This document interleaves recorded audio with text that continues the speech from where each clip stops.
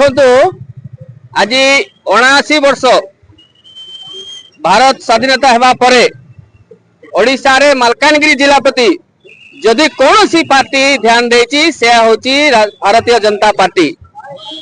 आपण माने जानी खुशी हेबे गत काली बजेट रे हमर माननीय मुख्यमंत्री मालकानगिरी पाई गोटे आयुर्वेदिक मेडिकल कॉलेज घोषणा करछंती, जहा कि आम जिला पाई गोटे स्वप्न आउ आमर भाई आदिवासी अध्युषित जिला को जदि एते बड़ मेडिकल कॉलेज से स्वीकृति दौरान भाविबा दरकार जे मालकानगिरी को से केते प्रयोज्य दौरान।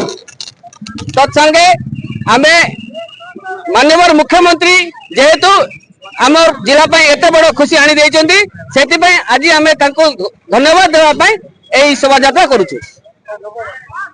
देखंतु आयुष मेडिकल प्राय सब पीएचसी सेंटर रे अछि आयुष डॉक्टर माने, तेणु निश्चित भाव में आम जिला उपकृत हम बोलिकी आम आशा रखुचु। बहुत पिला ने जो माने आयुर्वेदिक पढ़ाई बाहर जाउछंती से माने मालकानगिरी जिले में पढ़े और मालकानगिरी आयुष डॉक्टर बहुत बहुत मात्रा में बढ़िया बोलिकी आम आशा रखुचु।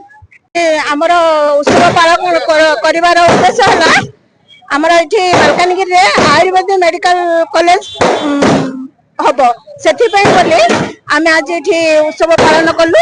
आउ आमर एते वर्ष जो माने शासन करथिले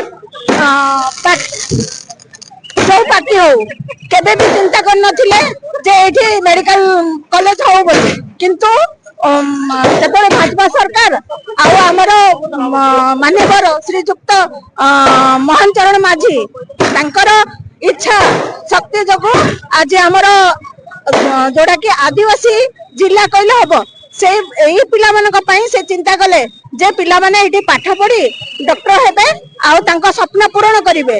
सेति पई आज आमे उत्सव पालन कलु। आउ बहुत बहुत आमे धन्यवाद मालकानगिरी वासी आमे आज मोहन चरण माझी को और हमर बीजेपी सरकार को आमे धन्यवाद जणाउछु।